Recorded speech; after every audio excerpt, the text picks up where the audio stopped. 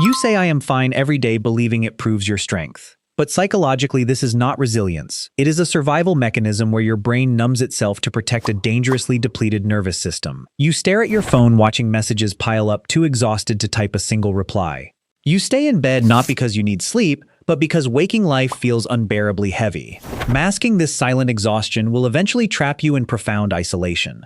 Today we will decode these hidden signs and find your gentle way out. Before we begin, what state or city in the United States are you resting in tonight? And how is your heart holding up in the middle of that rushing city? There are 7 signs that the words "I'm fine" may no longer describe how you truly feel. They may simply be the words you have learned to use when explaining your pain feels more exhausting than hiding it. Sign 1 is that you have started withdrawing and isolating yourself. At first, it may not look serious. You turn down an invitation because you are tired. You ignore a message because you do not know what to say. You tell yourself you will call your friend tomorrow, attend the next gathering, or leave the house when you feel more like yourself. But tomorrow comes, and you still cannot bring yourself to respond. The room becomes quieter. The curtains stay closed longer. Your phone fills with unanswered messages. You begin avoiding people who care about you, not because you have stopped loving them, but because being around anyone requires energy you no longer seem to have. You may call it introversion. You may say you need space.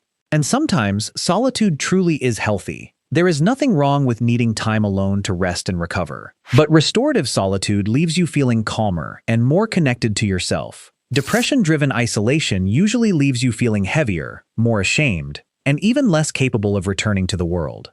The difference is not simply whether you are alone. The difference is what happens inside you while you are alone. When you are emotionally exhausted, every social interaction can feel like a performance.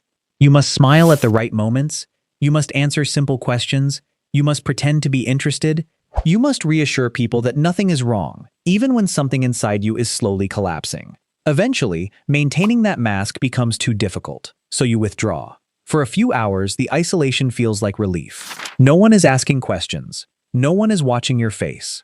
No one expects you to be cheerful, productive, grateful, or strong. But then the silence begins to turn against you. Without outside voices, your inner critic becomes louder. You replay old mistakes. You analyze conversations that happened years ago. You imagine that people are happier without you. You convince yourself that reaching out now would be awkward, embarrassing, or burdensome. The longer you disappear, the harder it feels to return. That is how isolation becomes a loop. You withdraw because you feel emotionally depleted. Then the loneliness deepens your pain. That pain makes you withdraw even more. You do not need to be surrounded by dozens of people to break this pattern. Sometimes healing begins with one honest message to one safe person. Not a long explanation, not a perfect confession, just the truth in its simplest form. I have not been feeling like myself lately. Sign 2 is an extreme change in your sleep. Maybe you sleep for 10 hours and still wake up exhausted. The alarm rings, but the idea of facing another day feels unbearable. You pull the blanket over your head, not because your body needs more rest, but because unconsciousness feels safer than waking life. Or perhaps the opposite happens. You are tired all day, yet the moment you lie down, your mind becomes painfully awake. The room is dark, but your thoughts are bright and relentless. You remember everything you should have done differently. You worry about work, money, relationships, health, and a future you cannot control. Your body is in bed, but your nervous system is still standing guard. It is waiting for a danger that may not have a name. When emotional pain remains unprocessed, sleep often becomes one of the first places where it reveals itself. Anxiety can keep the brain locked in a state of alertness. Depression can drain so much energy that sleep becomes less like rest and more like escape. You may begin judging yourself for it. You call yourself lazy because you cannot get out of bed. You call yourself weak because you cannot fall asleep. But sleep disruption is not always a failure of discipline. Sometimes it is your body communicating what your words have refused to admit. Something does not feel safe. Something has not been resolved. Something inside you needs care. This does not mean every restless night or tired morning is evidence of depression. Sleep can change for many physical, environmental, and medical reasons. But when the pattern becomes persistent, severe, and connected to hopelessness, anxiety, or emotional exhaustion, it deserves attention rather than shame. Your body is not betraying you. It may be trying to protect you with the only methods it currently knows. Sign 3 is emotional numbness, especially during moments that should make you happy. You receive good news, but feel almost nothing. You reach a goal you worked toward for months, Yet the satisfaction disappears within seconds. You attend a birthday, wedding, holiday, or family gathering and watch other people laugh while feeling as if you are standing behind a wall of glass. You can see happiness. You simply cannot reach it. This emptiness can be frightening because it makes you question who you have become. You may wonder whether you are ungrateful, cold, broken, or incapable of loving the people around you. But emotional numbness is often not the absence of emotion. It is the result of carrying too much emotion for too long. When sadness, fear, disappointment, or grief becomes overwhelming, the mind may protect itself by turning down the entire emotional system. It does not selectively silence only the pain. It can also soften excitement, affection, curiosity, hope, and joy. The same armor that stops the wound from hurting can prevent warmth from reaching you. Perhaps you have spent years swallowing your feelings because other people depended on you. Maybe you learned early that crying made others uncomfortable, that anger was unacceptable, or that asking for help would make you a burden. So you became skilled at functioning without feeling. You kept working. You kept answering messages. You kept taking care of everyone. And whenever someone asked how you were doing, you gave the answer that ended the conversation quickly. I'm fine. But feelings do not disappear because they are ignored. They wait. They settle into the body. They show up as exhaustion, distance, sleeplessness, irritability, and a strange emptiness in moments that once would have mattered. You are not defective because joy feels far away right now. You may simply be emotionally frozen after surviving a season that asked too much of you. And what has been frozen can slowly begin to thaw when it is finally met with honesty, safety, patience, and support. Sign 4 is the sudden appearance of thoughts about disappearing, giving up, or no longer existing. These thoughts do not always arrive dramatically. They may pass through your mind for only a few seconds while you are driving home, lying awake at night, or staring at a computer screen after another exhausting day. You may think, I wish I could disappear. You may imagine leaving everything behind and never having to explain yourself again. You may wonder whether anyone would notice if you stop showing up. Sometimes, the thought is not that you want your life to end. It is that you desperately want the pain, pressure, and exhaustion to stop. But even when these thoughts feel vague, occasional, or impossible to act upon, they should never be dismissed as meaningless. They are not proof that you are selfish, dramatic, ungrateful, or weak. They are a sign that your inner world may be carrying more pain than you can continue managing alone. For a long time, you may have survived by suppressing what hurt. You kept meeting deadlines. You continued taking care of your family. You smiled in photographs. You answered, I'm fine, automatically because stopping to tell the truth felt dangerous. But the mind has limits. When emotional pain repeatedly exceeds your ability to process it, thoughts of escape can appear as a desperate attempt to create an exit. The mind begins searching for any imaginable way to end the experience of suffering. That is why silence becomes dangerous at this stage.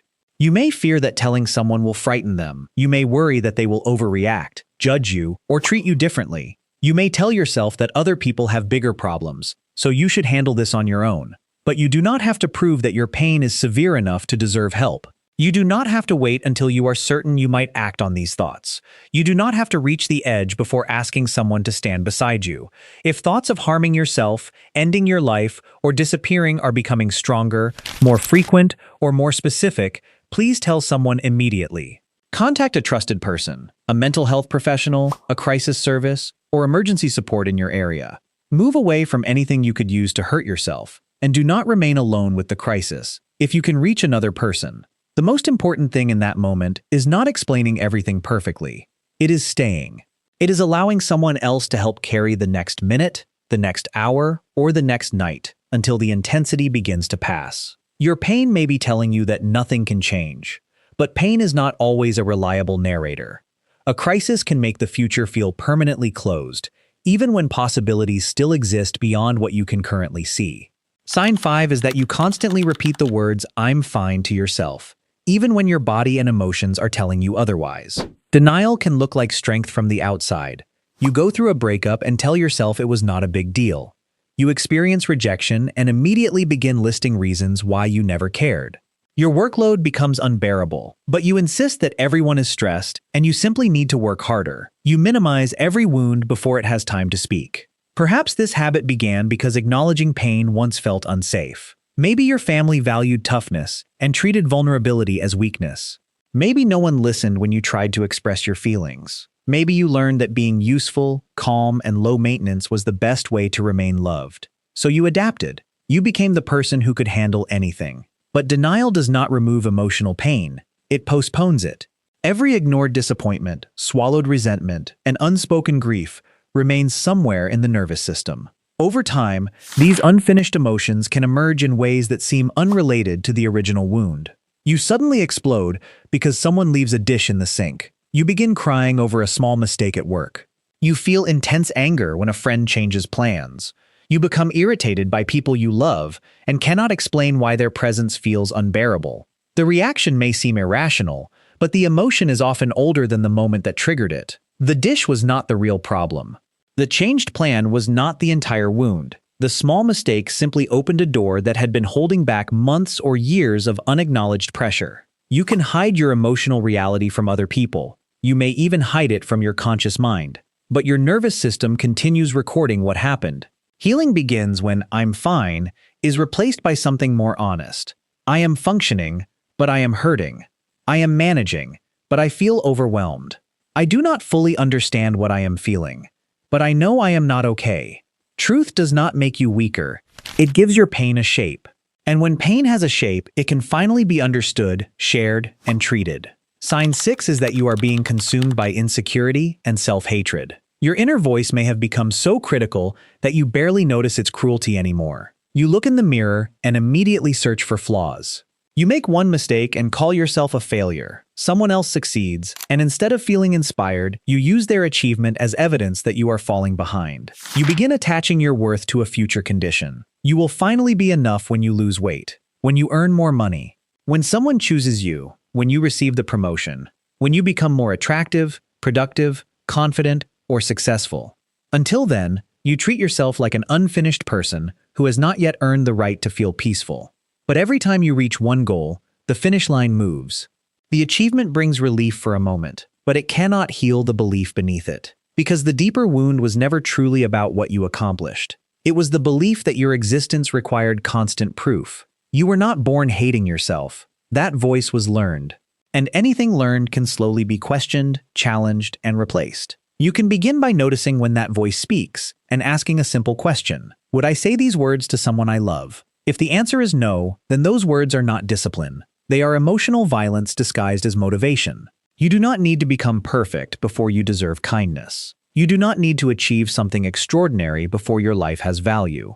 Your worth is not a prize waiting at the end of a difficult journey. It is something you carried before anyone judged you, rejected you, praised you, or measured your success.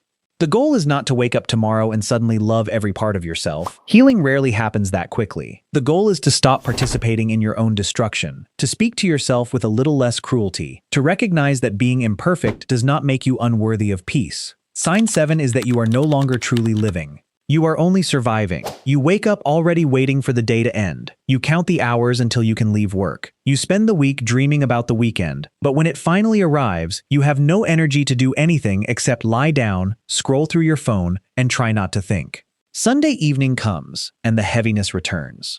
Life becomes a repetitive cycle of obligations, recovery, and dread. You still perform the necessary tasks. You pay bills, you answer emails, you buy groceries. You may even appear responsible and successful to everyone around you, but inside, you feel absent from your own existence. This is survival mode. In survival mode, the nervous system focuses only on getting through what is directly in front of you. Curiosity fades. Creativity becomes inaccessible. Pleasure feels unnecessary. Dreams begin to seem childish because all your energy is being used to remain functional. You stop asking, "What do I want from my life?" You only ask, "How do I make it through today?" There may be seasons when survival is necessary. Sometimes life becomes so painful that getting through one day is a genuine victory. You should never shame yourself for doing what you had to do to remain here. But survival was never meant to become your permanent home. At some point, you must begin asking whether the life you are protecting still contains space for you. Not only your responsibilities, not only your people who depend on you. Perhaps you do not need to destroy your entire life and begin again. The first reset may be smaller than that. It may be admitting that you are tired, setting one boundary, calling someone you trust, returning to something that once made you feel present, scheduling an appointment with a therapist, doctor, or counselor, and saying, I have been functioning, but I do not feel alive. You do not need to arrive with the right diagnosis or a perfect explanation. You only need enough honesty to open the door. And if you recognized yourself in several of these 7 signs, please do not use this video as another reason to criticize yourself. Let it become permission. Permission to stop pretending.